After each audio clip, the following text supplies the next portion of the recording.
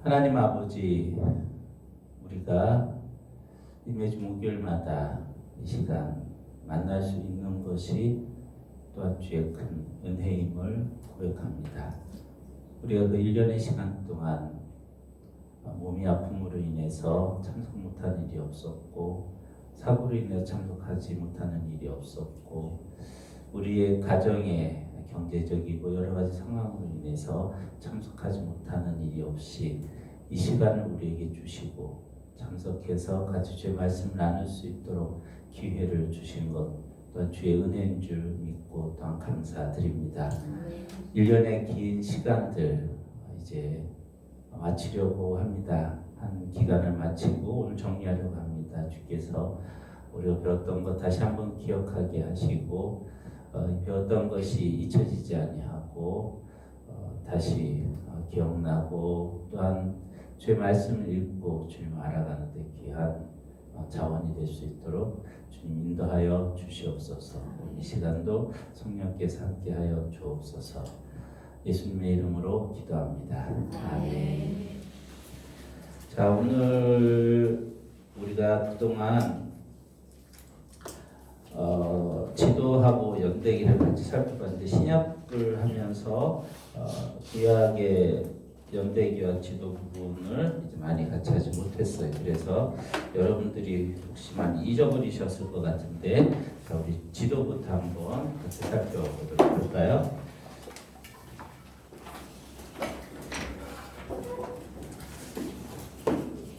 자, 기억하고 계십니까? 자, 지도를 이스라엘 지도를 한번 좀 같이 살펴보도록 합시다. 자, 이스라엘 지도는 위에 갈릴리 호수, 밑에 사해 바다, 그리고 오른쪽에 이렇게 있는 갈멜산. 이렇게 되면 자, 일단 큰 길이 이제 세 개 있는 거 우리가 기억을 하죠. 오른쪽으로 요단강 동편으로 쭉 흐르는 이 길이 무슨 길? 왕의 대로. 그 다음에 이쪽에서 해안을 따라 쭉 올라가다가 꺾여져서 이렇게 올라가는 길이 해안도로. 그리고 이쪽에서 쭉 내려온 길이 족장의 길. 자, 그럼 이제 남북으로 이어진 세 개의 길이 있어요. 그 다음에 동서로 이어지는 길이 있다 그랬죠. 첫 번째 길은 갈멜에서 이렇게 이어지는 첫 번째 길, 좀 이쪽으로 그려야 되겠네요. 자, 위에서부터 이렇게 끊어지는 길. 자, 그 다음에 두 번째 이제 길은 가운데쯤에 이렇게 이어지는 길. 자, 그 다음에 세 번째는 길이 이상하네요. 자, 세 번째 길이 목사님 잊어버리셨어요? 아니 어떻게 제가 잊어버리겠어요. 자, 빨리 와서 그려봐요. 이런 남편들로 이쪽에 이렇게 이제 이어지는 세 번째 이제 길이 있습니다. 자, 이렇게 되면 여기 꼭지점을 일단 기억을 하시라고 했죠. 제가 꼭지점을 기억을 하게 되면 자, 이쪽에 왕이대로부터 한번 볼까요? 이쪽에 이제 만나는 길, 여기가 라모 길르아. 그 다음에 여기가 마하나임이에요. 마하나임. 그 다음 여기는 헤스본. 그렇죠. 자, 그 다음에 요쪽이 만나는 길을 하면 여기는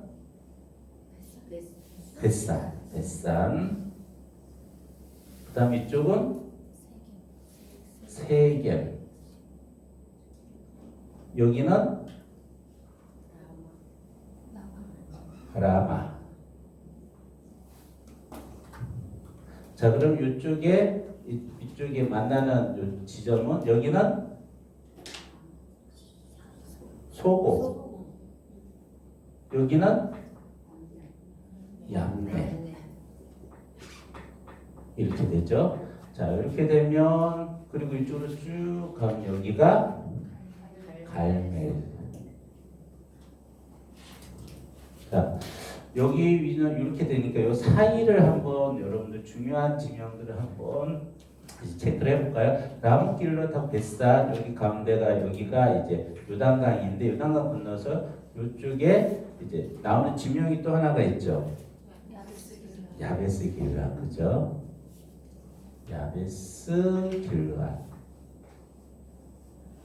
여러분들 야베스 그러니까 어디서 들어본 것 같지 않으세요? 야베스의 기도. 어저께 동사님이 야베스의 기도 설교하셨죠. 이 야베스의 기도가 언제 우리나라에 굉장히 큰 붐을 일으켰냐면 기억나세요? 아마 한 15년, 16년 그 정도 됐던 것 같아요. 그때 이제 야베스의 기도 그 제자기 정삼주 목사님이 하면서 제가 이제 부목사로 섬겼던 교회도 와서 이제 설교하고 그러셨어요. 그래서 그때 저도 이 야베스 길라 설교하느라고 아주 무지 애를 썼었습니다. 그 야베스. 자, 그 다음에 마한 여기에서 좀 더 가게 되면 벳산이 있고 벳산에서 이제 좀 더 가게 되면 여기에 이스라엘이 있어요. 그렇죠? 이스라엘. 그리고 여기서 여기 만나는 지점이 좀 더 가면 여기에 무기또가 있습니다. 자, 그 다음에 그 밑에 이제 동서남북길을 하면 마하나임에서 좀 더 가게 되면 우리가 익숙한 마하나임에서 분이엘. 분이엘이 뭐죠? 누가 어느 인물하고 연결이 되죠? 야곱, 그죠? 자, 분이엘에서 그 다음에 세겜에서 이 소고 사이에 새롭게 지어진 도시가 하나 있었어요. 사마리아, 그죠? 자, 세겜하고 사마리아 북이스라엘 수도였던 지역이 나중에 이제 그 오므리 왕조 때 사마리아로 완전히 그 수도를 삼았던 곳이죠. 자, 그럼 헤스본에서부터 건너가면 이쪽에 어디가 있죠? 시딤이 있죠. 자, 그 다음에 강을 건너서 여기 바로 있는 게 길갈 여리고 바로 옆에 있어요.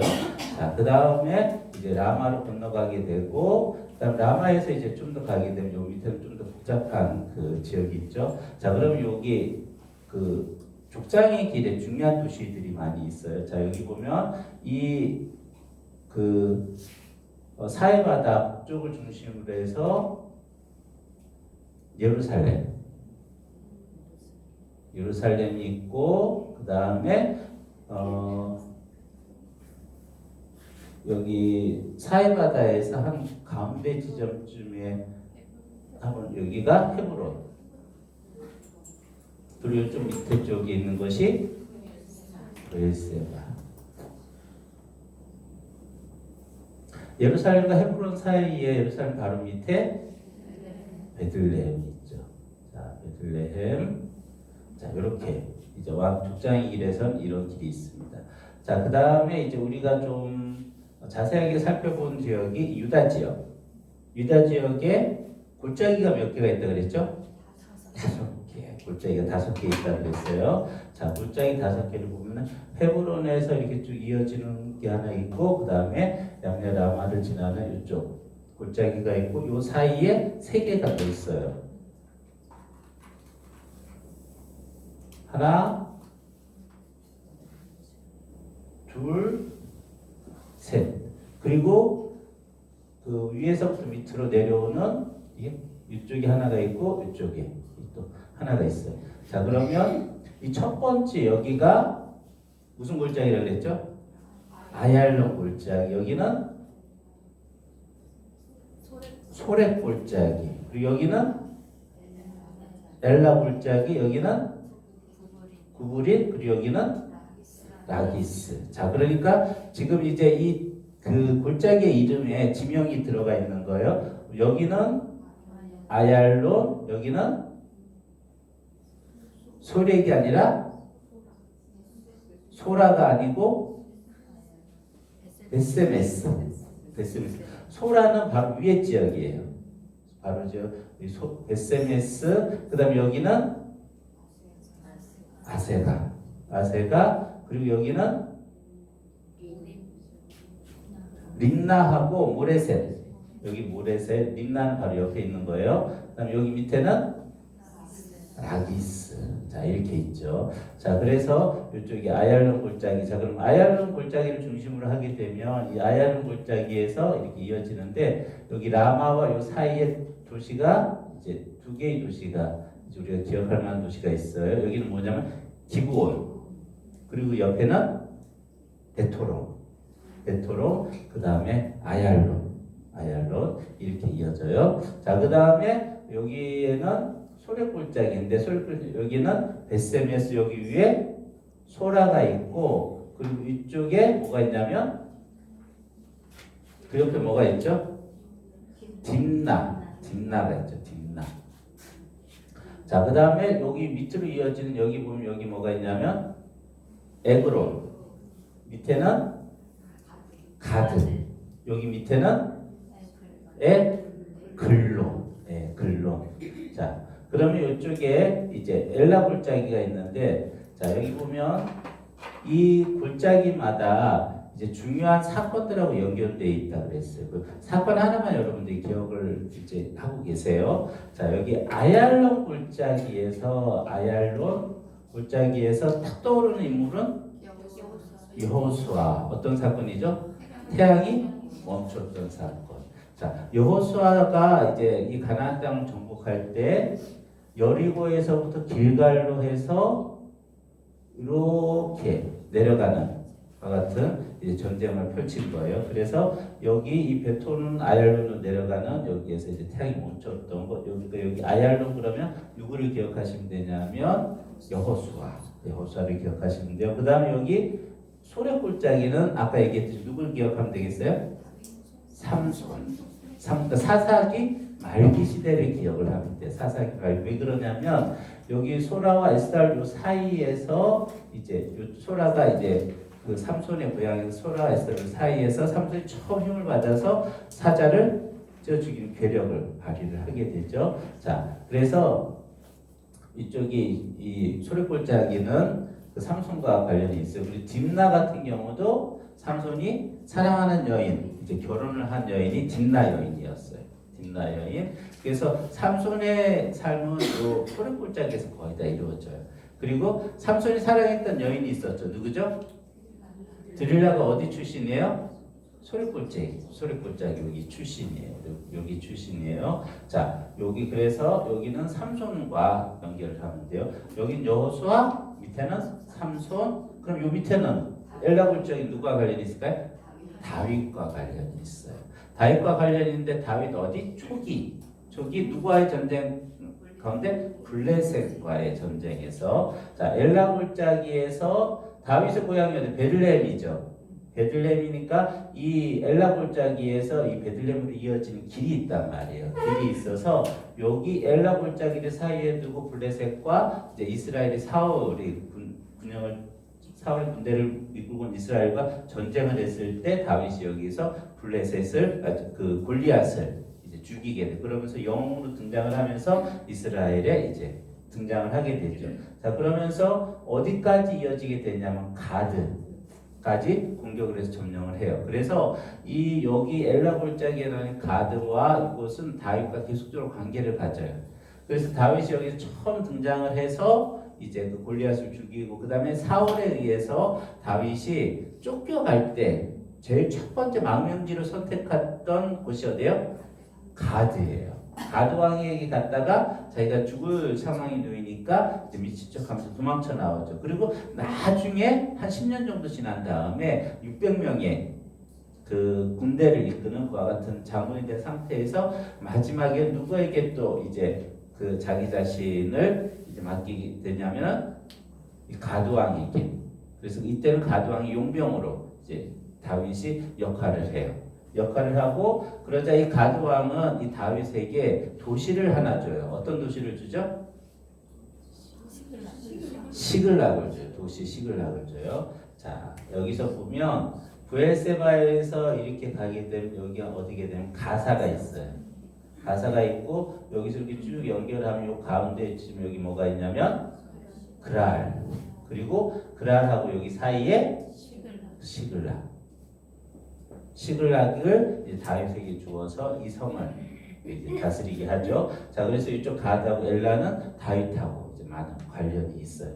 자, 그 다음에 여기 구부린 골짜기는 림나 같은 경우도 히스기야 왕 때 좀 등장을 하긴 하는데 그렇게 많은 역할을 여호수아 때도 나오긴 하는데 여기는 어디냐 여기 그 마레사라고 그래서 밑에 보면 여기는 마레사라는 곳이 있는데 이스라엘의 왕 중에 누가 여기서 전쟁을 하게 되죠? 아사가 그 이제 이집트 군대랑 이제 그 전쟁을 해서 여기서 승리하게 되는 구스 사람과 이제 전쟁에 승리하게 되는 이쪽이 마레사예요. 자, 그다음 여기는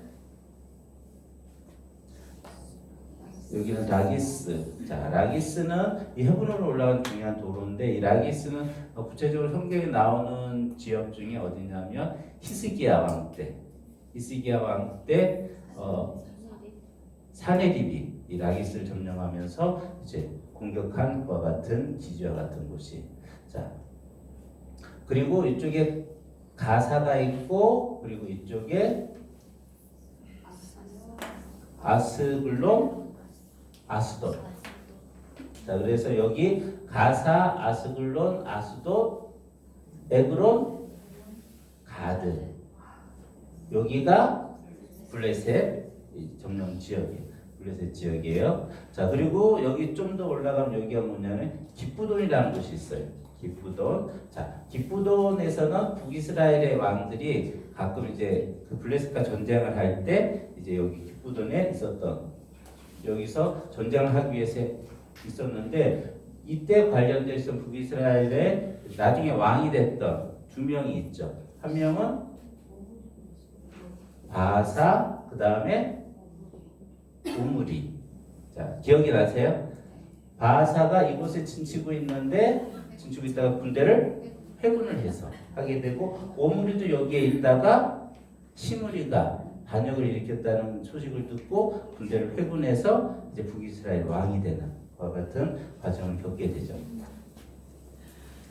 자, 이렇게 이제 이 정도 지명을 이해를 하시면 여러분들이 될 것 같고, 자, 그럼 여기 있는 지명들의 그 사건들을 조금씩 한번 좀 살펴볼까요? 자, 여기 보면 자, 여기 브엘세바. 자, 여기는 어떤 지역이라고 그랬죠? 이스라엘의 최남단. 요 밑에는 도시가 거의 없어요. 도시가 거의 없고, 그리고 여기가 이제 이스라엘 백성 거주한 최남단 지역이고, 여기에서 이쪽으로 더 올라가면 이쪽에 있는 도시가 단이라는 도시가 있어요. 자, 단이라는 도시는 이스라엘 백성들에게 하나님이 준 그 단지파에게 준 그 땅이 원래 이 블레셋 땅이었는데 이들이 북쪽으로 올라가서 거주하게 되죠. 그래서 이 북쪽, 이 단 위쪽은 높은 산, 헐몬산이 있기 때문에 이쪽에 사람이 거주하지 않고 브엘세바 밑쪽에는 비가 오지 않으니까, 그래서 이스라엘을 이야기할 때 보통 단에서부터 브엘세바까지 이렇게 이제 이스라엘의 거주 지역을 이제 이야기를 합니다. 자, 그리고 헤브론은 이제 족장들이 주로 거주했던 지역이 아브라함, 이삭, 야곱 주로 이제 거주했던 지역이에요. 자, 그리고 그랄은 어떤 지역으로 여러분들이 기억을 하시죠? 그랄도 블레셋 지역이에요. 그랄에서 족장들이 이제 했었던 사건이 두 번 있었죠. 아브라함 때도 그렇고 이삭 때도 그렇고 자기 아내를 누이라고 속였던 과 같은 지역이 여기 이 그랄 지역입니다. 자, 그러면 신약 시대 때 나왔던 지명들이 어디 있는가 한번 좀 생각을 해볼까요? 자, 신약 신약에 보면 그 나오는 신약성 예수님의 그 사역에서 제일 많이 나오는 지역이 가버나움이죠. 가버나움은 어디냐면 갈릴리 호수 북쪽에 있는 지역이 가버나움. 가버나움 여기를 중심으로 가버나움 그리고 오른쪽에 있는 것이 벳세다. 벳세다 그리고 요 위쪽이 고라신. 자 그래서 예수님이 사역을 한참 하시고 난 다음에 나중에 그 고라신과 이 가버나움에 대해서 예수님이 이제 저주를 선언하시듯 그 책망을 하세요. 이곳에서 기적이 제일 많이 일어났던 곳입니다. 제일 많이 일어났던 곳. 자 그리고 예수님의 그 고향은 어디냐면 이쪽에 있는 나사렛. 여기가 나사렛인데 나사렛에서 예수님께서 이제 주로 이제 예수님께서 잘하셨어요. 잘하시고 자 그다음에 여기 보면 단 바로 옆에 베드로가 신앙을 고백했던 장소가 나오는데 거기가 가이사랴 빌립보 지역입니다. 그리고 예수님께서 이제 사역을 하실 때 여러분들이 베레아 지역 일단 예수님 사역할 때 그 왕들이 이스라엘을 분할해서 통치를 하고 있었는데 크게 세 덩이로 나눌 수 있어요. 어디냐면 사마리아와 유대 지역. 사마리아와 유대 지역이면 어디냐면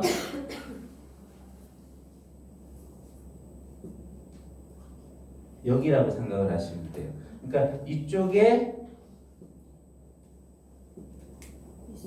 이 평원인데 여기 이스라엘 평원 여기 사이에 두고 밑에 사마리아 지역과 유대 지역 여기는 누가 다스리고 있었죠?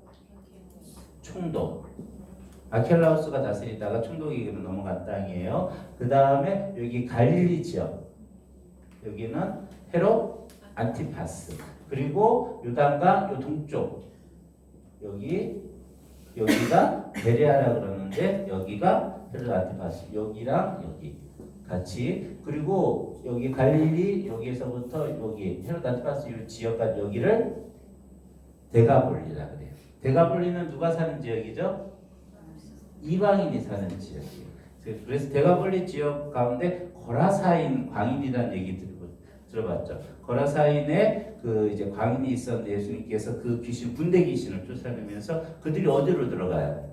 돼지에게로 들어가죠. 이스라엘의 돼지를 키울 수는 없죠. 그러니까 이방인 땅이니까 여기가 이제 데가볼리에 속해 있는 거라사인 이방인이 거주 지역이기 때문에 돼지를 사역하고 돼지가 죽는 그런 일이 벌어지고 이렇게 돼요. 그래서 여기랑 그다음에 베레아랑 데가볼리 북쪽에는 이제 헤롯 빌립이 다스리던 영지가 있었던 거. 그래서 여기 이름도 가이사랴 빌립보라는 이름이 이제 붙여진 거예요.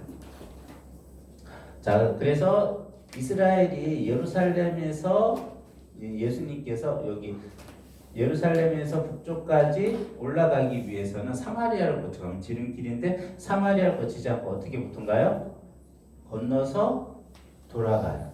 그것은 사마리아 역사랑 깊은 관계가 있다는 거 기억하시죠? 사마리아가 722년에 망하면서 이제 아수르의 이주 정책에 의해서 여기 이방인들이 같이 섞였기 때문에 이제 예수님 살 때까지 부정한 지역으로 남아 있었던 거예요.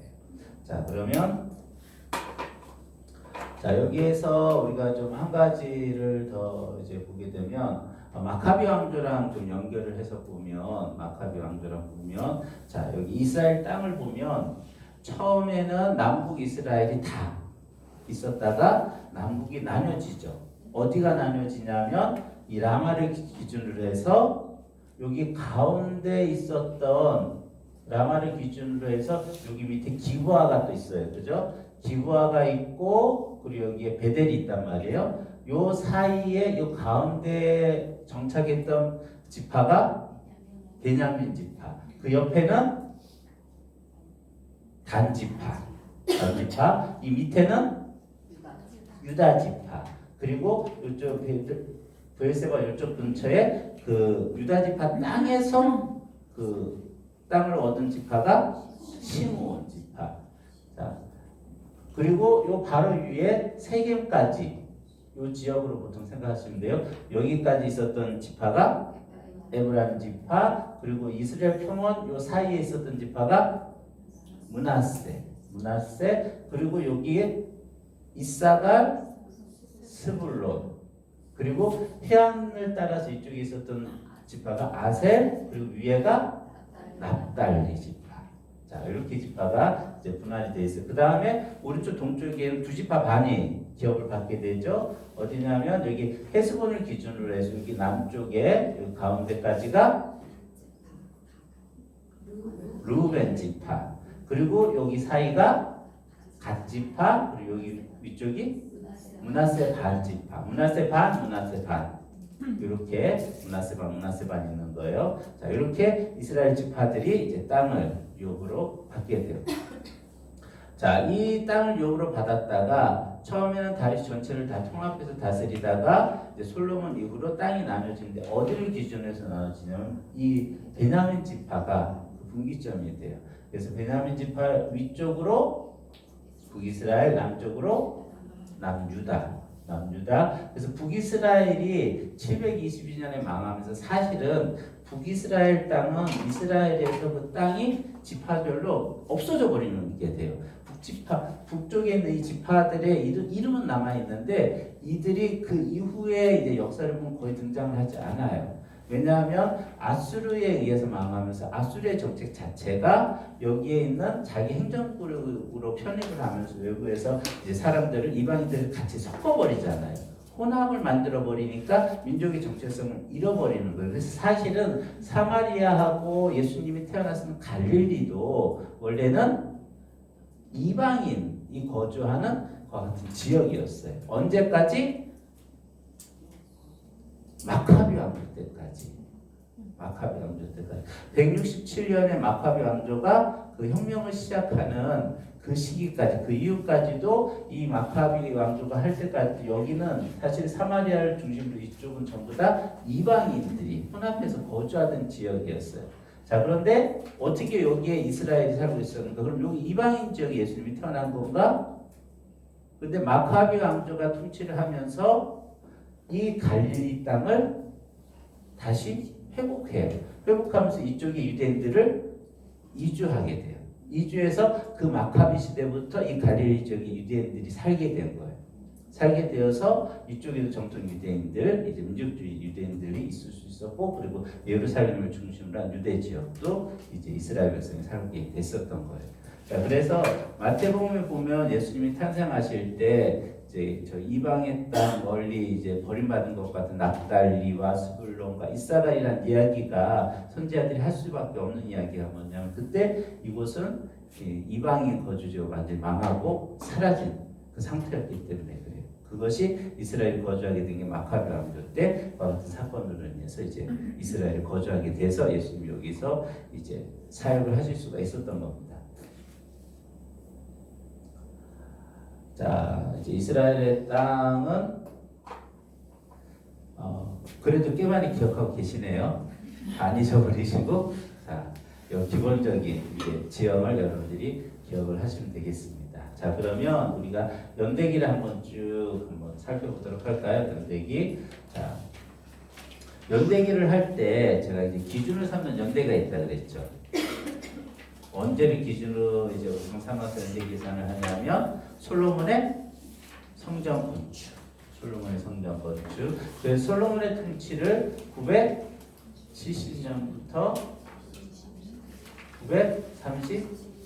931년까지로 이제 잡는다 그랬어요. 971년이죠.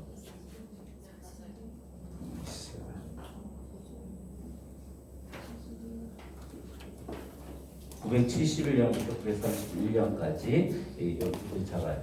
자, 이때가 솔로몬의 통치. 솔로몬의 아버지는 누구죠? 다윗. 다윗 몇 년 통치하죠? 40년. 다윗 위에 통치했던 사람이 사울. 몇 년 통치하죠? 40년. 이렇게 되면 솔로몬의 통치 연대가 나오면 그 다음에 다윗하고 사울의 연대 그 위로 40년을 더 더하면 돼요. 자, 그래서 솔로몬의 통치가 971년인데 출애굽과 그것을 계산한 연대가 솔로몬이 성전을 건축하던 그 연대를 기준으로 해서 이제 계산을 한다 그랬어요. 솔로몬이 성전을 제위 몇 년부터 건축을 하기 시작했죠? 제위 4년이니까 967년에 성전 건축을 시작을 해요. 자, 967년 이때로부터 몇 년 전에 이스라엘이 출애굽을 했냐면 480년 전에 출애굽을 하게 돼. 그러니까 이스라엘 백성의 출애굽 연대가 몇 년이냐면 1447년이 출애굽 연대예요. 그러니까 이스라엘 백성이 이집트에서 나온 연대예요. 그러면 이스라엘 백성이 가나안 땅에 들어간 건 몇 년이에요? 40년 후죠. 그러니까 1407년에 들어가게 되는 여기가 이스라엘 백성이 광야에서 40년 동안을 지낸 연대예요. 자, 그러면 이렇게 되면 이스라엘 백성이 출애굽을 할 때 또 연대를 이야기했는데 뭐냐면 이스라엘 백성이 이집트에 거주했던 연대가 몇 년이라 그래요? 430년이라고 그랬죠. 430년. 이건 뭐냐면은 야곱이 자신의 자식들을 데리고 이집트로 내려온 연대예요. 그럼 여기다 430을 더하면 몇 년이에요?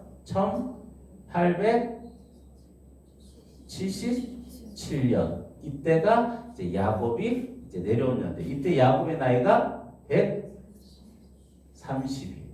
자, 이렇게 계산을 하게 되면 이제 이 야곱 이후로 누구 있는 거예요? 아브라함과 이삭과 야곱, 요셉 이렇게 돼요. 그런데 성경에서는 아브라함과 이삭과 야곱과 요셉의 나이를 알려주고 있어요. 나이를 알려주고 있어요. 아브라함 몇 살에 이삭을 낳았죠? 100살. 이삭은 몇 살에 야곱을 낳았죠? 60살. 60살에 낳았어요. 그러면은 이 야곱은 요셉을 몇 살에 낳았죠?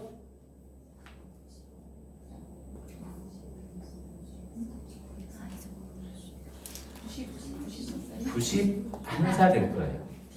91살. 우리가 야곱이 그 바단 아람에 가서 종로를 했던 때가 거의 뭐 팔팔한 청년의 때에 이제 간 것처럼 생각하는데 이 계산을 해보면 팔팔한 청년의 때가 아니에요. 77인가 돼서 나이가 많이 들어서 거기 이제 그 하란에 갔었던 거예요. 하란에 가서 그곳에서 이제 요셉을 이제 11번째 아들로 이제 얻게 되는 거예요. 자, 이렇게 되면 요 이전의 연대가 계산이 돼요. 자, 그러니까 이 아브라함과 이삭과 야곱을 족장의 시대라 그러니까 요 시대를 여러분들이 어떻게 기억을 하면 기원전 2000년 그렇게 기억을 하시면 돼요. 기원전 2000년경에 존재했던 사람들이 아브라함과 이삭과 야곱과 요셉 그 시기다 그렇게 기억을 하시면 돼요. 그리고 요때 이제 이 요셉이 이집트로 가는데 이집트가 요 시기에는 고왕국인가 그래요. 중왕국인가 이제 이 이집트가 이때는 이집트가 굉장히 문명적으로 발달하던 것 같은 시기이고 그리고 이집트 땅 자체가 나일강이 있기 때문에 주변에서 가뭄이나 어려움이 있으면 항상 이집트로 내려가는 것 같은 상황이었어요. 자, 이렇게 되면 구약 성경에 이제 연대가 대충 추정이 되죠. 이때 이미 이집트는 기원전 한 3000년경부터 문명을 이뤘다라고 봐요. 그리고 아브라함이 왔던 곳이 어디냐면 갈대아 우르예요. 갈대아 우르. 수메르 문명도 기원전 3000년경을 기원으로 이제 시작으로 봐요. 시작으로 봐요. 그러니까 이 아브라함도 그렇고 이집트도 고대 문명이 발달했던 그 시기에 걸쳐서 성경에 이제 인물들이 시작을 한 거예요. 자, 그 다음에 이스라엘 백성이 광야에서 이제 출애굽을 한 후에 여기까지는 어디냐면 여기까지는 단위가 뭐냐면 가족 단위예요. 그래서 야곱이 내려갈 때 고작 인원이 70여 명밖에 안 됐어요. 가솔들이 70여 명밖에 안 된 인원이 이집트에 내려가서 이제 고센 땅에 거주하면서 한 400년을 지나면서 얼마가 되냐면은 장정이 60만이 돼요. 60만이 돼서 하나님이 요 기간 동안 이집트로 내려보내서 이스라엘에서 민족을 만들어요. 그래서 들어갈 때는 가족으로 들어갔는데 나올 때는 민족으로 나오게 돼요. 민족으로 나와서 이때부터 이제 우리가 이야기한 이스라엘 민족의 이제 역사가 시작이 돼요. 그래서 요때 이제 나타났던 등장인물이 모세와 여호수아. 자, 그리고 그 다음에 이 사울과 다윗이 왕이 되기 요 사이에 한 400년 가량 동안 여호수아를 통해서 가나안 땅에 들어가고 난 다음에 이제 이스라엘 백성이 각 지파별로 나눠진 지파별로 이제 거주하면서 이제 살게 되었는데 이때 이제 세워졌던 사람들이 누구냐면 사사들. 자, 사사들이 세워져서 이스라엘을 다스리게 돼요. 자, 그래서 사사들은 여러분들이 어떻게 생각을 하시면 되냐면 사사들은 항존직이라기보다는 임시직이라고 봐야 돼요. 사사가 살아있는 동안에 특히 사사가 이제 적들을 이제 그과의 전쟁에서 승리하는 지도자의 역할을 주로 하게 돼요. 지도자의 역할을 주로 하게 되면서 이스라엘을 이제 주변 민족으로부터 자유롭게 하는 그런 역할을 해요. 자, 사사들 이름을 한번 우리 생각해 봅시다. 누가 있죠? 온니엘, 에훗, 드보라, 기드온, 입다, 삼손. 혹시 지파도 기억이 나요? 온니엘은 유다, 에훗은 베냐민, 드보라는 에브라임, 기드온은 므낫세, 입다는 길르앗 사람, 삼손은 단 사람. 가수가 대답을 하시는 분이 있고 대답을 못 하시는 분이 있는 것 같은데 괜찮아요. 몰라도 괜찮아요. 나중에 다시 확인해 보시면 돼요.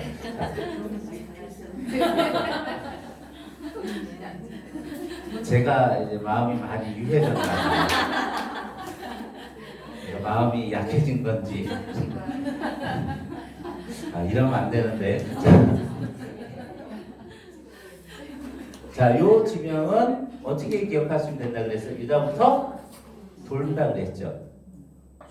그대로 순서예요. 그죠? 유다, 베냐민, 에브라임, 므낫세, 길르앗, 단. 이렇게 한 바퀴 돌아요. 자, 그래서 여기를 왜 길르앗 사람이라고 사실은 둘 중에 하나예요. 갓지파 사람이든지 므낫세 지파 사람이든지. 그런데 지명을 보면 므낫세 지파 사람으로 보여요. 그런데 이쪽을 길르앗이라 그래요. 이게 가나안 땅에 정착하면서 요단 동편 지역에 있는 사람들 부를 때 지파 이름으로 부르지 않고 보통 지역 이름으로 그 사람들을 불러요. 길르앗 사람이다. 길르앗 사람. 자, 그래서 이 입다를 길르앗 사람이라 그렇게 부르는 거예요.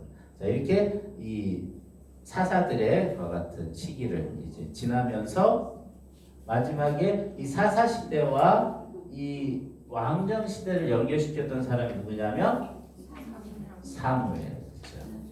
자, 사무엘의 고향은 어디예요? 라마.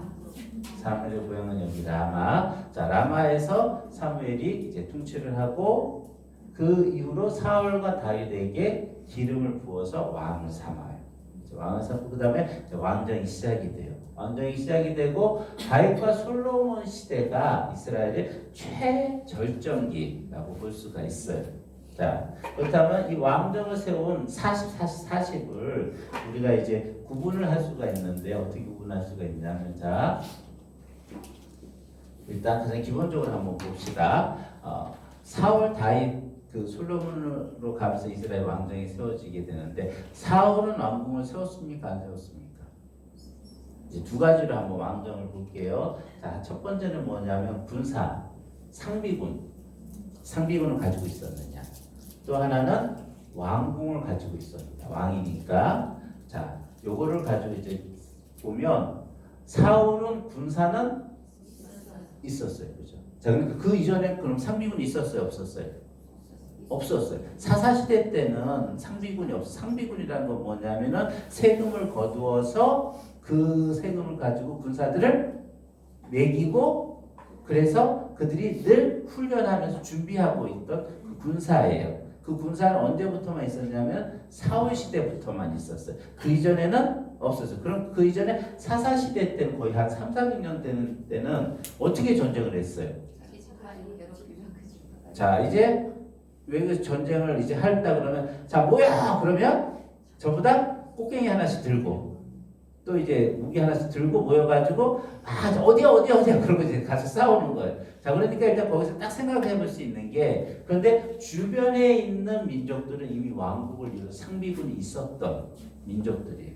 훈련이 됐던 군사들이 있는 거예요. 훈련된 군사와 오합주절과 같은 군사와 누가 이기겠어요? 훈련이 된 군사가 이기죠. 그리고 대응력도 굉장히 느려요. 적이 딱 쳐들어와서 사람들 다 점령하고 난 다음에 자 모여 그러면 벌써 다 전쟁이 끝난 상태. 다 피해보고 이제 싸우려고 그러면은 이제 그런 상태이기 때문에 어떤 그런 현실적인 필요를 위해서도 이스라엘 왕을 요구한 거예요. 자, 그래서 사울 시대 때는 군사가 있었어요. 상비군이 있었어요. 자, 그럼 다윗은 상비군이 있었습니까? 없었습니까? 당연히 있었죠. 솔로몬 때도 당연히 있었어요.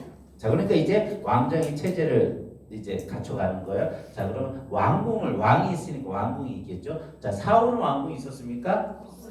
없었어요. 사울은 왕궁이 없었어요. 다윗은 왕궁이 있었어요. 어디? 예루살렘에 왕궁을 짓습니다.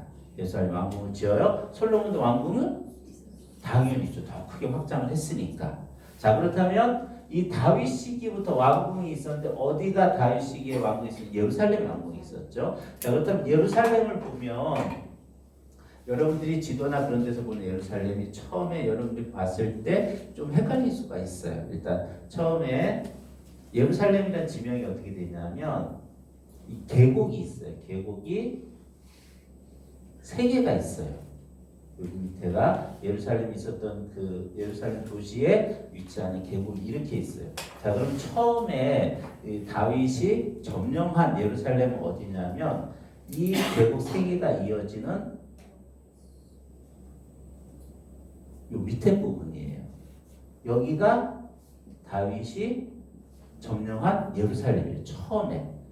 처음에 여기였다가 그 다음에 솔로몬이 왕이 되면서 어떻게 되냐면 다윗 그 통치 말기에 다윗이 하나님 기뻐하지 않는 일을 큰 일을 하나 사고를 쳐요. 그게 뭐냐면 인구조사. 이스라엘 백성 인구를 숫자를 다 센 거예요. 근데 그게 왜 하나님 앞에 이제 하나님을 분노하게 했냐면 하나님을 의지하는 행위가 아니라 자기가 가지고 있는 군사력을 의지하는 그와 같은 행위였기 때문에 하나님이 분노를 하신 거예요. 그래서 하나님이 전염병으로 치죠. 그랬을 때 이 하나님의 그 이제 사자가 어디에 멈추게 되냐면 이 섬 위에 타작마당에 여기에 이제 멈춰선단 말이에요. 여기가 뭐냐면 타작마당인데 여기가 돌로 이루어진 반쪽으로 이루어진 이 위에요. 그래서 이곳에서 제사를 드리면서 그것이 형벌이 멈췄단 말이에요. 다윗이 죽은 다음에 이 솔로몬이 바로 요 자리에다가 성전을 건축해요. 그래서 성전은 어디에다 건축하게 되냐면 바위산 위에 건축이 돼요. 바위산 위에 건축이 되고 여기에다가 성전을 건축하면서 여기 밑에가 이제 다윗성인데 요 사이에다가 솔로몬이 자신의 왕궁을 건축해요.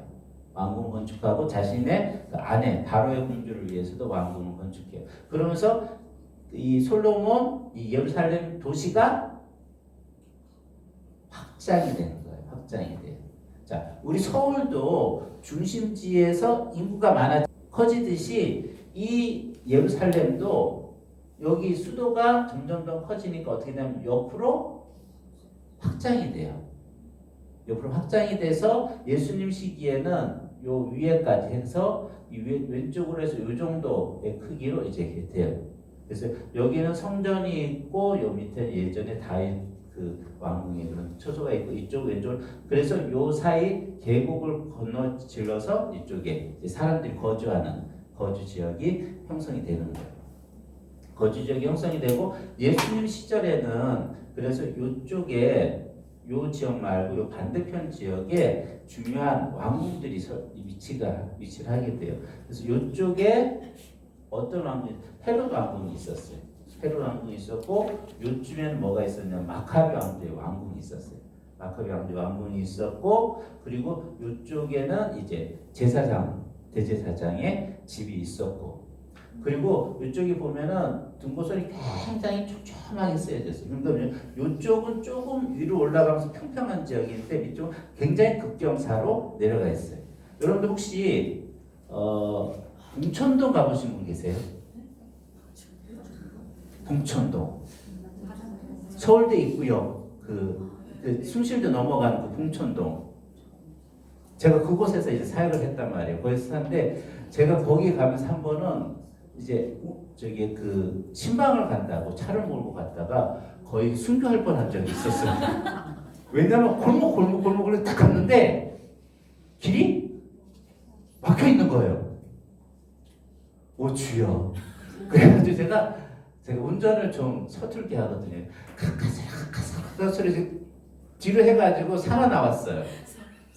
그래서 그 봉천동에 있는 분들이 하는 말이 뭐냐면 봉천동을 점령을 하면 어느 곳에 가든지 이제 운전을 할 수 있다고 그래서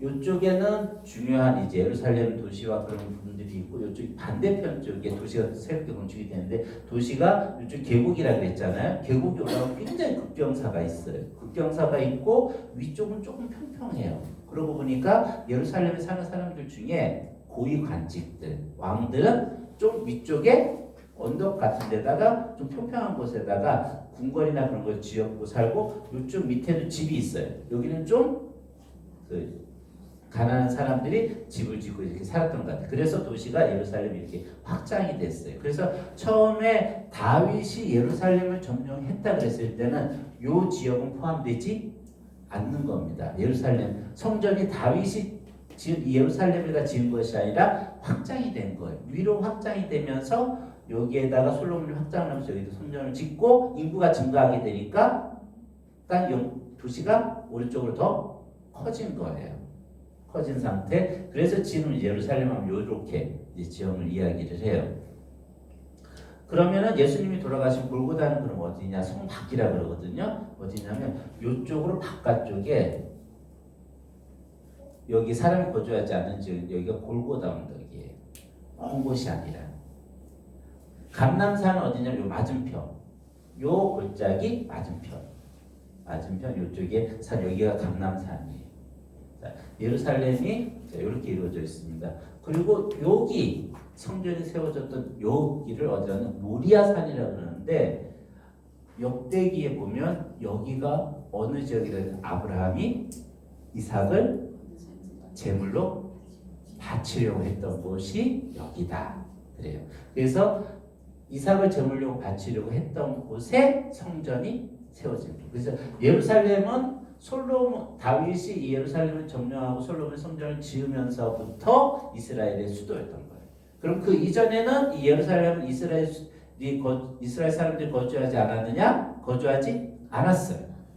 여호수아서에 보면 이스라엘 백성을 상대했던 민족 그 왕들 중 예루살렘 왕도 등장을 해요. 그래서 여호수아가 여기를 점령을 해요.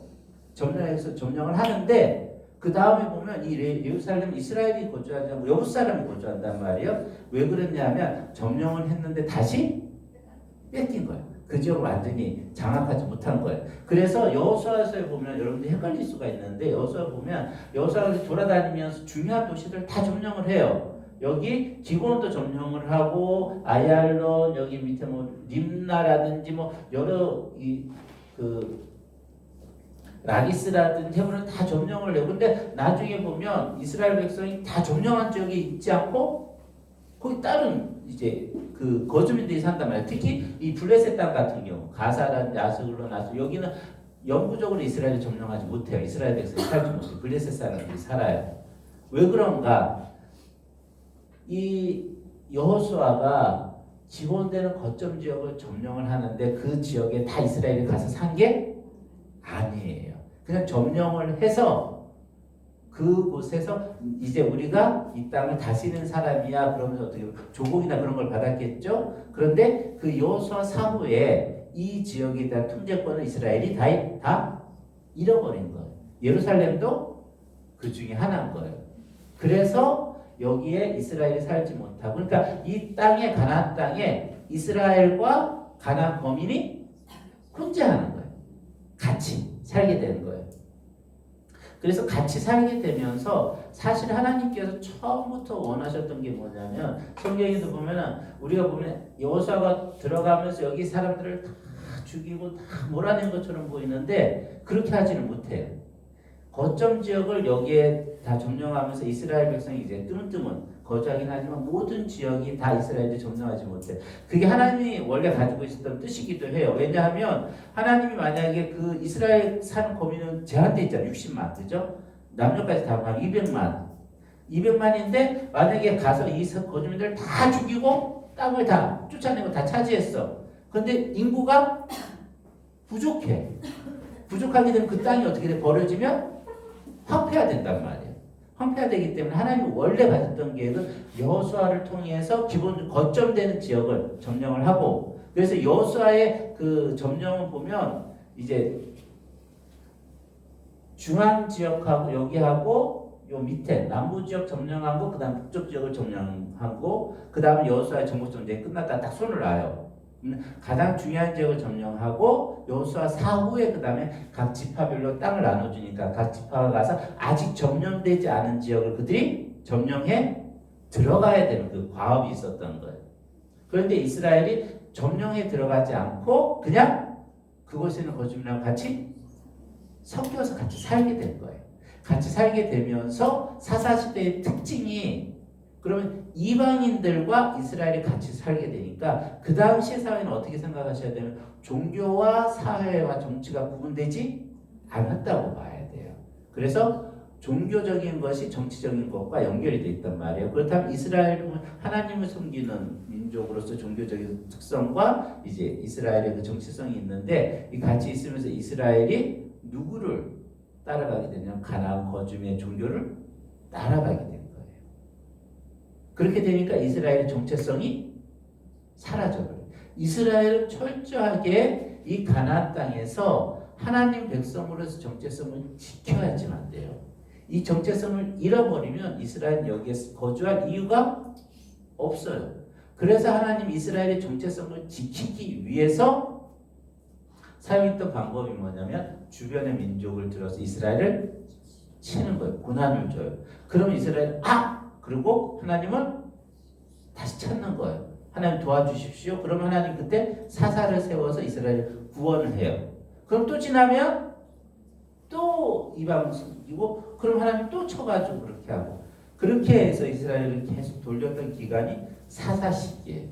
그러다 이제 왕정이 성립이 되면서 이제 여기에 이제 이스라엘의 왕국이 이제 완전하게 세워지게 되는 거예요. 그리고 이스라엘 왕국도 그렇기 때문에 사사시대하고 정체성이 똑같아요. 뭐냐면 이스라엘은 하나님을 섬기는 국가로서의 정체성을 가져야지만 여기 가나안 땅에 살 수 있는 자격이 주어져요. 그리고 여기에서 하나님 백성으로의 정체성을 잃어버리게 되면 하나님이 율법에 이야기한 것처럼 저주를 내려서 그들을 쫓아내는 거예요. 그래서 이스라엘 자체가 어떻게 되냐면 제사장 민족이 되도록 하는 것이 하나님의 뜻이었어요. 제사장 민족이라 그러면 이스라엘이 민족 자체가 제사장의 역할을 하는 거예요. 그럼 제사장이 하는 가장 기본적인 역할은 뭐예요? 신과 사람을 연결시켜 주는 거예요. 하나님과 이스라엘 백성 사이에 있어서 이스라엘 백성이 제사를 하나님 앞에 드리고, 그리고 또한 하나님의 어떤 음성을 이스라엘 백성이 전달해주는, 그래서 이스라엘과 하나님 사이를 연결해서 서로 화목하게 하는 그런 역할이 제사장의 역할이에요. 그렇다면 이스라엘 백성 자체를 제사장 민족이라고 삼았다는 것은 뭐냐면 이스라엘 주변에 있는 민족들을 누구에게로 연결하는 역할? 하나님께로 연결하는 역할. 하나님을 섬기게 하고 하나님을 알리고 하나님을 증거하는 역할. 그래서 주변 민족들이 하나님을 알도록 하는 역할이 이스라엘의 아주 고유한 이스라엘 백성이 해야 되는 역할인 거예요. 그렇게 하려면 첫 번째로 이스라엘이 갖춰야 될 것은 자기가 이스라엘을 하나님을 알아야 돼요. 자신이 하나님을 섬겨야 되고 우상 숭배를 하지 않는 정체성을 가지고 있어야지만 이제 그 역할을 할 수가 있는 거예요. 이것이 이스라엘 운명의 결정적인 키예요. 이 역할을 하게 되면 하나님 복을 주신다고 분명히 약속했는데 이것을 이스라엘이 지키지 못하고 결국에 주변 이방 민족 똑같이 되어버렸어요. 여기 있을 필요가 없죠. 그래서 하나님이 이스라엘 백성을 쫓아내버려요. 그를 쫓아내버려요. 그렇다면 이 구조가 우리 지금 현대 신약시대에 살고 우리에게도 똑같다는 거 기억을 하셔야 돼요. 뭐냐면 하나님 우리를 제사장으로 부르셨어요. 왕같은 제사장으로 부르시고 주님이 우리에게 늘 하시는 말이 세상의 소금이다. 세상의 빛이다. 그런 이제 언어를 사용을 하잖아요. 이스라엘이 주변 민족 가운데 가나안에 있으면 하나님의 거룩한 백성인 것처럼 우리는 주변 세상 안에 있는 하나님의 백성으로 빛으로 소금으로 있는 거예요. 그래서 하나님은 우리를 통해서 하나님을 드러내기를 원하시는 거예요. 우리를 알리기를 원하세요. 그래서 이스라엘이 가졌던 이 정체성처럼 하나님을 섬기는 정체성을 가져야지 존재 의미가 있어요. 가져야지 그 역할을 할 수 있고 하나님을 잘 섬겨야지만 귀한 역할을 할 수가 있는 거예요. 그래서 예수님이 새롭게 교회를 만들면서 요한복음 17장에 보면 신신당부한 것이면 이들이 세상 속에 있지만 그래서 고난을 받겠지만 세상과 같이 되지 않고 이들을 지켜주십시오. 그러면서 이들로 하여금 그 하나님을 섬기는 자로서 서로 하나가 되어서 사람으로 하나가 되어서 이제 예수 그리스도를 증거하는 공동체가 되게 해달라고 간절히 기도하는 그 이유가 그거예요. 우리가 이 세상 안에 있으면서 우리 자신의 정체성을 지켜야 돼요. 그래서 그리스도인은 삶을 살아가면서 꼭 이거 기억하셔야 돼요. 하나님이 나에게 주신 정체성을 잃어버리면 우리는 삶의 방향을 반드시 잃어버리게 돼 있어요. 하나님이 나에게 주신 이 땅에서 내가 하나님 백성으로서 살아가는 나의 정체성, 그리고 하나님 나에게 주신 소명, 나에게 주신 사명을 잃어버리면 세상 사람들도 이제 그렇긴 하지만 우리는 더더군다나 삶의 의미와 삶의 목적을 다 잃어버리고 방황하게 돼 있어요. 그래서 우리는 하나님 안에서 정체성을 세워 나가야지만 우리가 존재할 수, 살아갈 수 있는 그런 존재입니다. 그리고 여기에서 이제 사사 시대와 이 시대를 보면 그 사사 시대도 그렇고 왕국 시대도 마찬가지예요. 이스라엘이 죄를 범하고 하나님을 떠나게 되면 주변 민족이 이스라엘을 치는 게 아니에요. 사사기 보면 더 뚜렷하게 나와요. 하나님이 이스라엘을 어떻게 해요? 주변 민족에게 팔아요. 그러니까 이스라엘 백성이 당하는 고난은 이스라엘이 약해서 당하는 고난이 아니라 이들이 하나님을 떠났기 때문에 하나님이 손을 보는 거예요. 주변 민족이 손을 보는 게 아니라 이스라엘 왕정이 됐을 때도 똑같아요. 하나님이 이스라엘을 치기 위해서 아수르를 움직이고 이스라엘을 치기 위해서 바벨론을 움직여요. 아수르가 힘이 있어서 이스라엘을 건드릴 수 있었던 것이 아니라 하나님이 그들로 하여금 그것을 허용해서 그들 이스라엘을 치도록 했기 때문에 이스라엘이 그와 같이 이제 그들에 의해서 멸망할 수 있었던 거예요. 그러니까 우리의 운명과 우리의 고난과 그 모든 것들은 누구에게 달려 있는 거냐면 하나님께 달려 있는 거예요. 세상이 우리를 고난을 주고 세상이 우리를 죽이고 세상이 우리를 무너뜨리고 우리로 하여금 절망하게 하는 것 같지만 하나님의 자녀의 운명은 세상이 아무리 거대해 보여도 세상에 있는 게 아니에요. 하나님께 있어요. 그래서 우리는 항상 하나님만을 바라보면서 하나님의 뜻에 의해서 살아야지만 되는 것과 같은 이제 존재가 바로 우리 그리스도인이에요. 교회예요. 이제 구약의 역사가 이제 그런 부분도 우리에게 알려져요.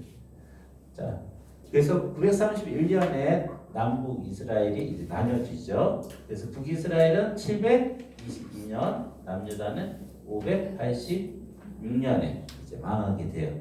자, 그럼 이 북이스라엘과 공존하는 시기에 제가 여러분들한테 전화번호를 하나 기억하라고 여러분들한테 준 전화번호가 있죠. 뭡니까?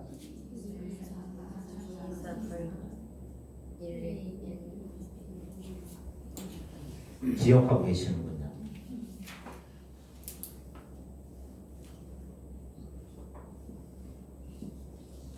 자, 그러면 여기에 처음에 있는 왕조를 이야기. 어느 왕조죠? 여로보암. 두 번째 바사. 세 번째 오므리. 네 번째 예후 왕조.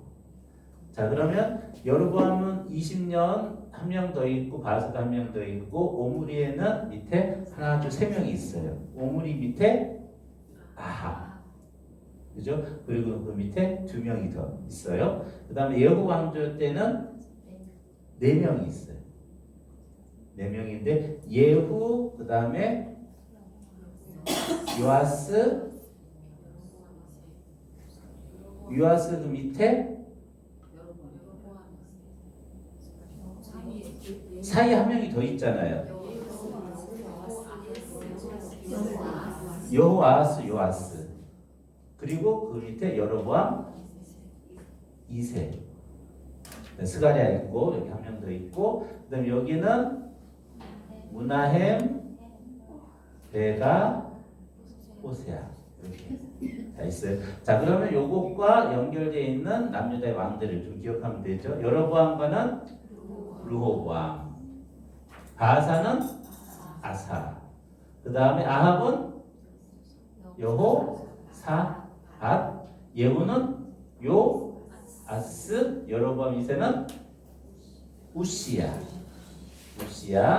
자, 그 다음에 뒤쪽으로 넘어가면 이쪽에 베가하고는 아하스, 그 다음에 호세아 때 히스기야가 일어나면서, 자, 이후로는 히스기야는 누구죠? 므낫세. 그 뒤로 아몬 있고 요시야.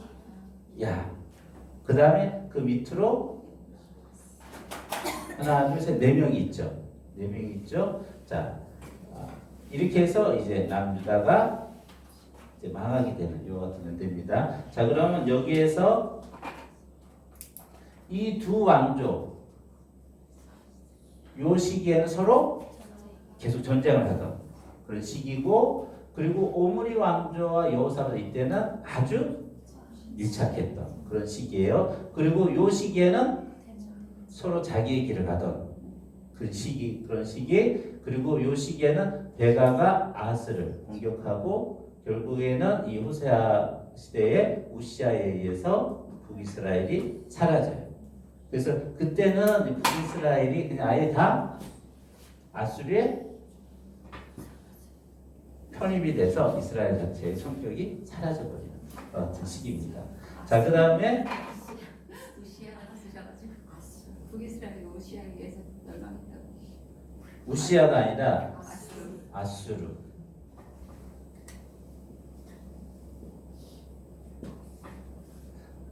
그래도 옛날에는 이렇게 써놓으면 그런가 보다 했을 텐데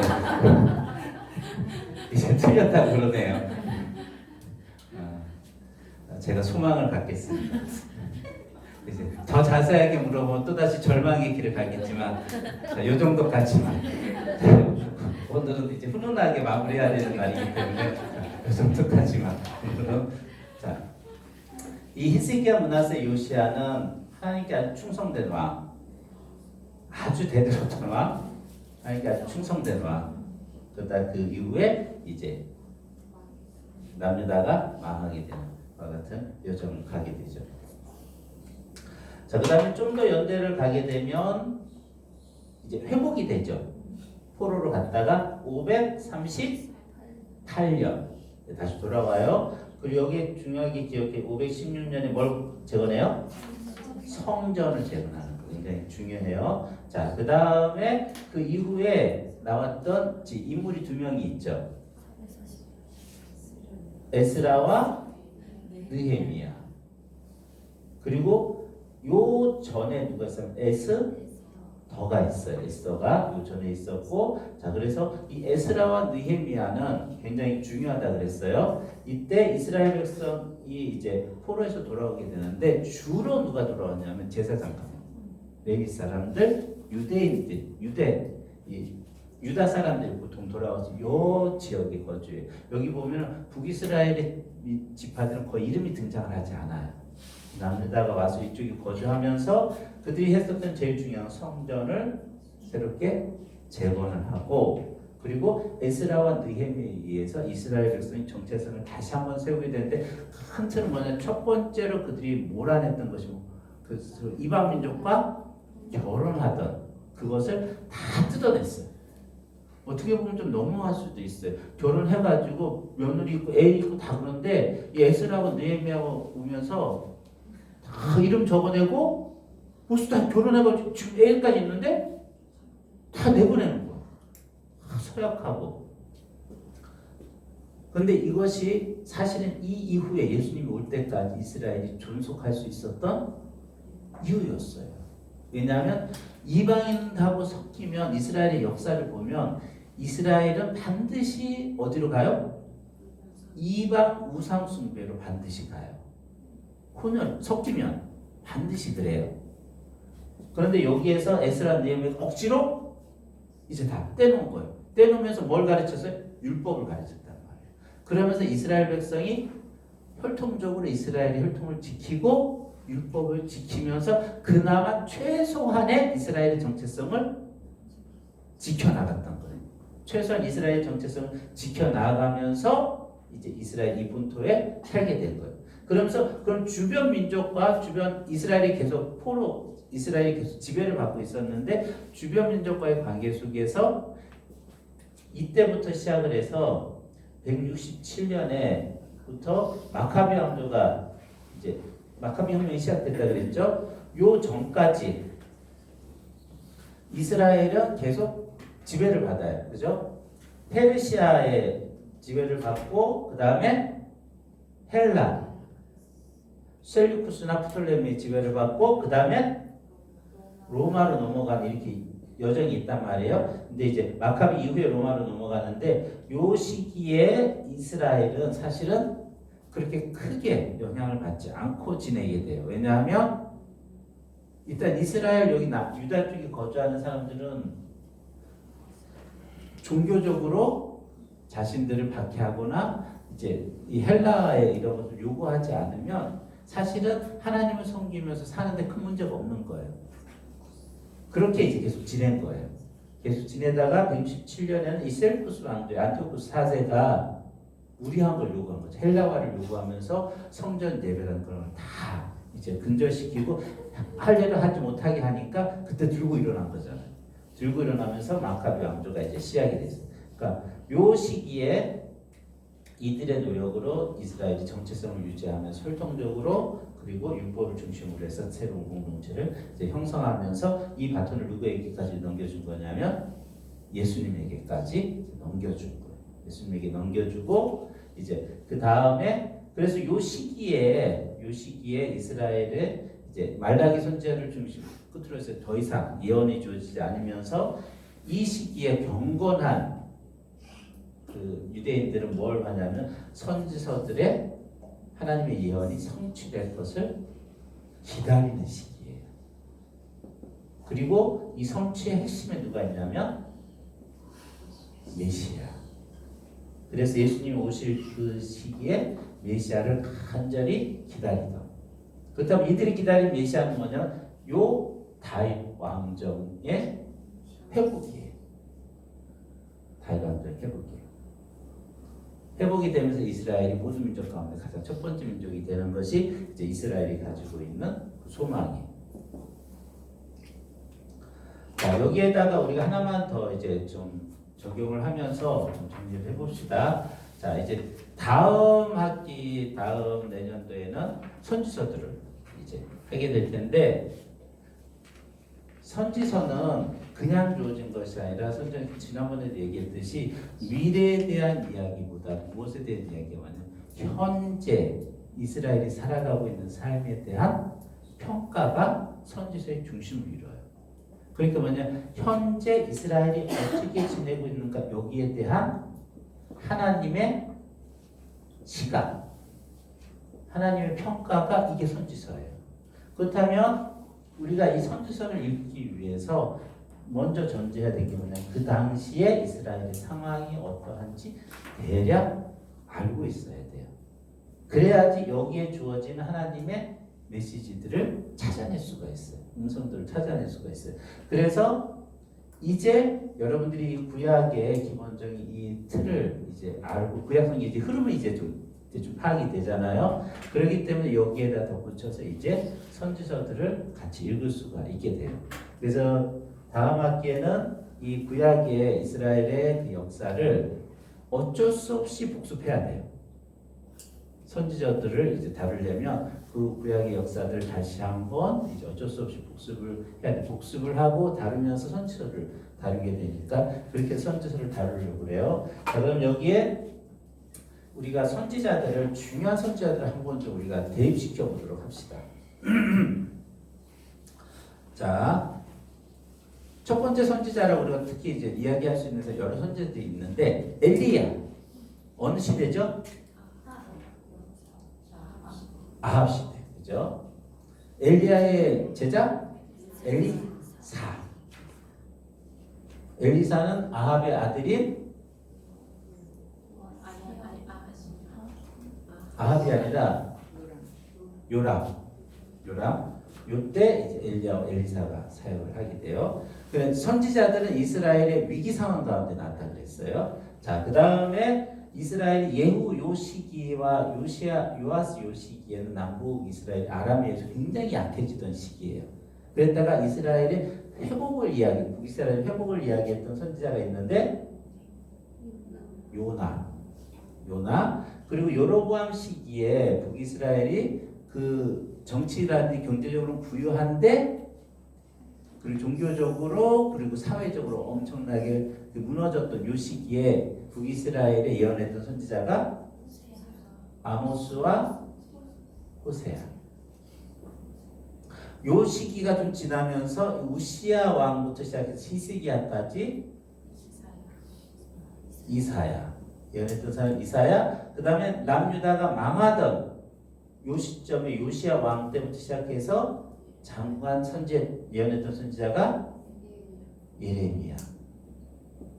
그리고 이제 남유다가 이제 바벨론에 의해서 망하고 포로가 잡힌 요 시기에 605년에 처음 바벨론에 의해서 1차 침공을 받을 때 포로로 끌려갔던 사람이 다니엘. 그 다음에 597년에 3차가 2차가 됐을 때 포로로 잡혀갔던 사람이 에스겔. 그래서 에스겔서와 다니엘서가 여기에 이제 들어가 있는 거예요. 이런 역사적인 배경. 그리고 요 사이에 이제 우리가 이제 보는 소선지서들 이제 위치해 있는 거예요. 요엘이라든지 오바다라든지 미가라든지 나훔, 하박국, 스바냐, 학기하고 스가랴는 성전 건축할 때 학기 스가랴. 그리고 느헤미야 에스라 요 시기 이후에 말라기. 그래서 선지서를 다루게 되면 어떻게 되겠어요? 이스라엘의 역사를 다시 한번 다루게 돼요. 그러면 이 선지서들은 이스라엘의 역사를 좀 더 세밀하게 들여다봐야 돼요. 좀 더 세밀하게 들여다봐야 돼서 이제 이 기본 틀을 가지고 계시면 그 다음에 이제 선지서를 우리가 할 수가 있어요. 자, 그리고 지난주에는 우리가 이제 신약을 같이 지난주까지 살펴봤는데, 자, 신약도 마지막으로 한 번 더 정리를 한번 해볼게요. 간단하게.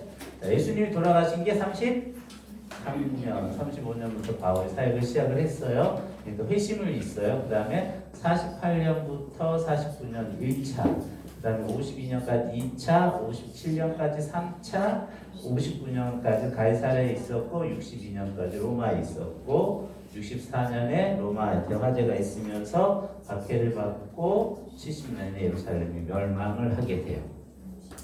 그죠? 그리고 요 68년부터 요 시기까지 바울 서신이 기록이 되죠. 자, 그래서 바울 서신으로 59년에 처음 기록된 게 갈라디아서, 그 다음 2차 전도 여행 때 기록이 됐던 게 고린도서 기록됐던 게 데살로니가 전후서, 그 다음에 3차 전도 여행 때 에베소서 기록이 됐던 게 고린도 전서, 마게도냐서 고린도 후서, 고린도 넘어가서 로마서, 그 다음에 이제 바울이 로마의 감옥에 갇혀 있을 때 에베소서, 빌립보서, 골로새서, 빌레몬서, 그 다음에 여기서 놓여진 후에 디모데 전서, 디도서, 죽기 바로 전에 디모데 후서. 그러면 신약 성경의 거의 반 정도가 다 되는 거예요. 그러면 이제 베드로 전후서 같은 경우는 베드로가 이제 로마 그 박해 때 순교했던 걸로 보이기 때문에 이 시기에 베드로 전 후서가 기록된 것으로 보여요. 자, 그리고 그 다음에 사복음서 같은 경우는 요한복음하고 요한 1, 2, 3, 4하고 계시록 같은 경우는 마지막 90년에서 100년 요때 요한 서신이 이제 다 기록이 돼 있어요. 기록이 됐다고 봐요. 그럼 마태, 마가, 누가 요 세 권은 이 70년을 전후로 해서 마지막 시기. 왜냐하면 요때쯤 되는 박해가 일어나면서 그 사도들과 성도들이 다 죽잖아요. 그러면서 이제 예수님에 대한 기록들 1세대가 점점 사라져가는 거예요. 눈으로 목격한 목격자들이 없으니까 어떻게 해야 돼요? 후대에 전해줘야 되니까 기록을 남겨야 돼요. 제일 중요한 기록이 누구에 대한 기록이냐면 예수님에 대한 기록이에요. 그래서 그것에 대해서 이제 기록을 한 것이 마태복음, 마가복음, 누가복음. 누가복음 1장 서문에 보면 예수님에 대한 글을 쓴 사람이 많다, 적다? 많았다고 했어요. 근데 우리에게 남겨져 있는 건 세 번이에요. 그렇다면 뭐냐면 그 많이 남겨졌던 것이 어떻게 보면 목격자들에 의해서 이렇게 걸러진 거예요. 아, 이건 풍량 미달이야. 아, 이건 예수님에 대한 정확한 기록이야. 누가 있을 때? 목격자, 제자들이 있을 때 그들이 검증을 해서 그것을 통과한 사도적 권위가 있다라고 여겨지는 예수님에 대한 글이 남겨져서 우리에게까지 넘어온 거예요. 그래서 이 마태 같은 예수님의 제자라고 이야기하고, 마가는 마가의 다락방, 베드로의 그 통역가라고 그러고, 누가는 바울과 함께 선교 여행을 다녔던 사람들. 자, 그래서 이렇게 누가는 누가뿐만이 아니라 사도 행전도 기록에서 초대교회의 그 모습을 보여주고 있어요. 자, 그러면 신약 성경에 남는 성경이 몇 권이에요? 야고보서, 히브리, 야고보, 유다서 세 권이죠. 자, 요거는 요 후반에 기록된 것으로 보여요. 후반부에. 그래서 히브리서는 여러분들이 성경대학 시간 히브리서 배운 거 기억이 나세요? 성경.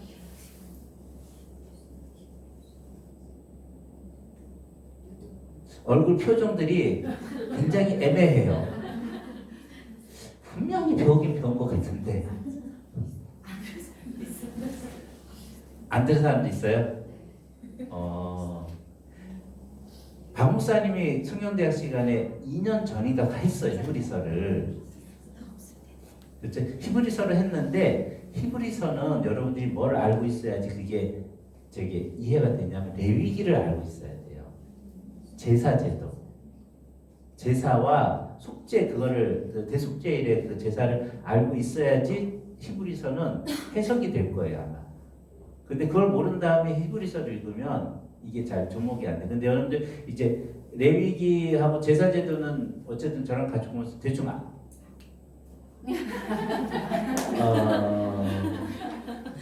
아시겠죠?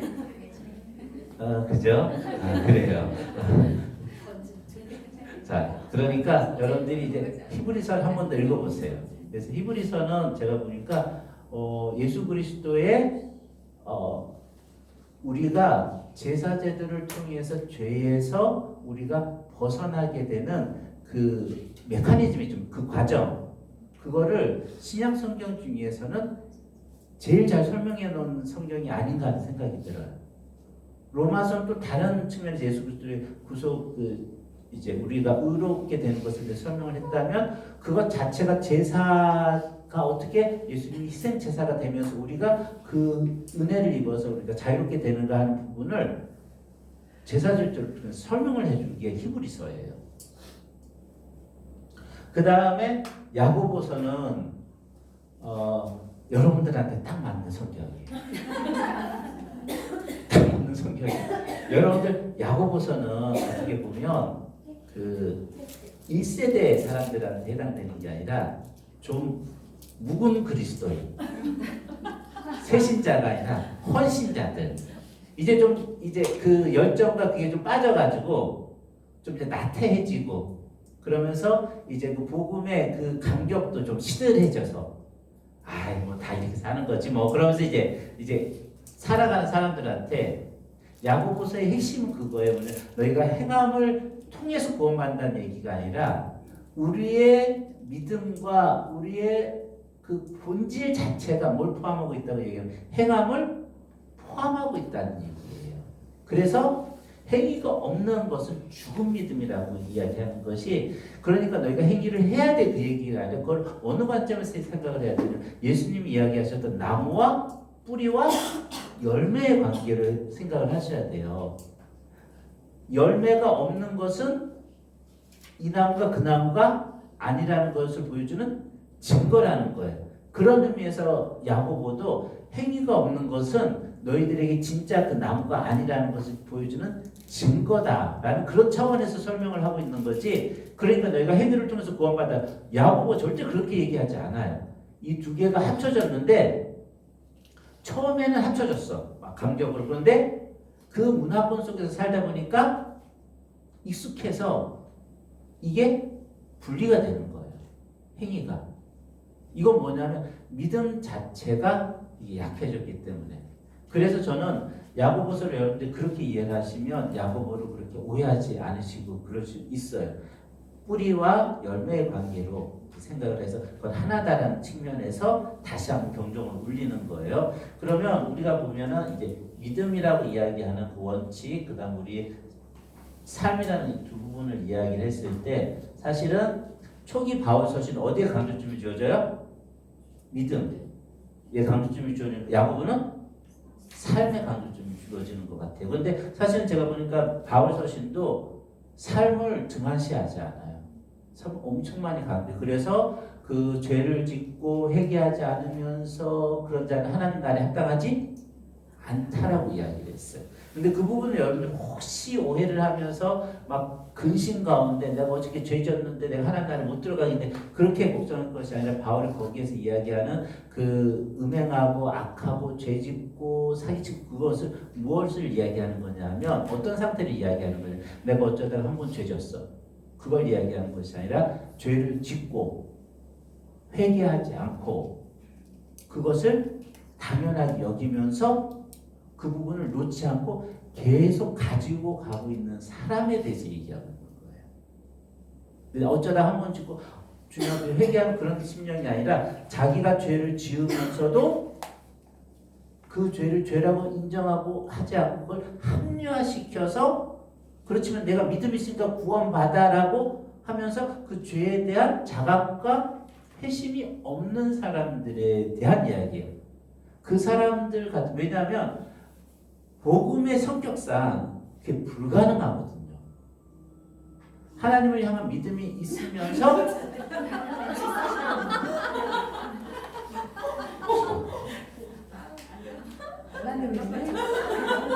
제 시계는 30초가 남았습니다. 자, 회심이 있으면서 그 현상은 안 일어난다는 거예요. 그것도 그러니까 무슨 차원이냐면은 뿌리와 열매의 차원에서 이제 이야기를 하는 거거든요. 그래서 이제 요 두 개를 연결된 것으로 보셔야 되고, 그래서 이제 우리가 삶을 강조하는데, 이제 저는 이렇게 쭉 보니까 제 강조점은 보니까 믿음은 제대로 돼 있는데 삶이 문제 있다라고 얘기를 하는데, 제가 볼 때는 이게 여기에 문제가 있는 것 같아요. 삶에 문제가 있는 게 아니라 여기에 문제가 있다는 생각이 좀 많이 들어요. 그리스도인들을 볼 때. 그러니까 이 믿음이라는 건 뭐냐면 내가 받은 구원, 내가 얻은 은혜, 이게 너무 약한 거예요. 약하고 이 부분에 대한 충분한 어떤 감격이 없으니까 당연히 거기서부터 막 솟구쳐 나와야 되는 삶이 못 나오니까 힘이 없는 거예요. 이게 로마서 7장에서 바울이 막 이제 에투마tis 얘기했듯이 내가 원하는 건 있는데 내가 이거 실천을 할 때 엉뚱한 거 한다는 것처럼, 여러분들 중에 난 죄져야지, 나는 죄 미워할 거야, 그러면서 작정을 하면서 죄 짓는 사람은 없을 거예요. 근데 나중에 하고 나면 내가 거기에 빠져 있잖아요. 근데 그걸 내가 어떻게 벗어날 수가 없어. 제가 봤을 때 그거는 하나님의 믿음과 은혜에 대한 이게 뭔가 약한 거예요. 약하고 핵심적인 게 없는 거예요. 이게 없으니까 그 다음으로 못 넘어가는 거예요. 그래서 이 부분을 확실하게 하나님 은혜 가운데 거하고 알게 되는 것이 우리가 삶을 가지게 되는 중요한 어떤 방법이다, 그런 생각이 들어요. 자, 그래서 요 틀 속에서 야고보서를 보시면 야고보를 가지고 막 행위만 이야기했다, 그렇게 생각하지 일단 기록 자체가 후기이고, 그 다음에 이제 그 삶 자체가 무너진 것에 대해서 다시 한번 원칙을 세우는 거예요. 그러면 이제 그 다음에 디도서 얘기가 나오고, 디도서는 이제 배교라든지 그런 부분에 대한 경고, 그렇게 보면 신약 성경이 다 이제 여러분들이 이제 정리가 된 겁니다. 자, 이것으로 2019년도 올 한 해 우리 이제 목요일 성경 공부의 모든 재미를 장식하고 이제 마치도록 하겠습니다. 자, 그동안 수고 많이 하셨어요. 수고 많이 하셨고, 그리고 여러분들에게 나눠준 그 자료는 제가 밤을 새면서 온 힘을 다해서 만든 거니까 가지고 다니면서 성경을 읽을 때 좀 귀찮더라도 이제 끝내보시고, 그 지도에는 어쨌든 제가 많은 걸 담아뒀으니까 이제 A4 용지로 만들어 놨으니까 여러분 가방 가져 다니시고 그렇게 하면 이제 어디다 처박아 두지 마시고 집에다가 붙여놓지도 마세요. 들고 다니면서 이렇게 바로 볼 수 있도록 그렇게 여러분들 참고하면서, 지금 여러분들이 기억한 거 다 분명히 제가 확신하던데 한 달이 지나면 아마 다 가물가물하고 잊어버릴 거예요. 그래서 절망하지 말고, 그게 중요한 게 아니라 제가 볼 때 이제 여러분들이 어떤 측면에 어떻게 찾아야 되겠다는 그 길을 알 거예요. 그러면 그때 찾아보시면 돼요. 그래서 자꾸 찾아보시면 나도 모르게 기억이 나요. 여러분들은 스스로 억지로 외우려고 그러시면 여러분들 오래 못 사세요. 그러지 말고 그냥 궁금할 때 찾아보는 거예요. 그러면 자동적으로 익혀져요. 그렇게 하시면 돼요. 그렇게 해서 나중에 이제 성경을 읽을 때 도움을 받으시길 바래요. 그리고 내년도에는 우리 그 선지서도 하면서 전체를 다 볼 수 있도록 그렇게 한번 이제 정리를 해보도록 하겠습니다. 자, 그럼 제가 기도하고 마칠게요. 하나님 아버지, 저희가 주의 은혜로 올 1년을 열심히 주의 말씀을 붙잡고 달려왔습니다. 주님, 우리가 배운 것들 잊지 않고 다시 한번 주의 말씀을 읽을 때마다 참고해서 보게 해주시고, 그리고 이것이 이제는 앞으로 내 머릿속에서만 남아있는 것이 아니라 내 삶 속에 하나하나씩 깊게 파고 들어와서 내 말하는 것, 행동하는 것, 생각하는 것까지 바꿀 수 있는 그와 같은 주님을 향한 전진에 있어서 중요한 기초의 역할을 할 수 있도록 주님 도와주시옵소서. 그래서 주의 말씀을 붙잡고 우리가 나아가며 승리하도록 인도하여 주시옵소서. 예수님의 이름으로 기도합니다. 아멘.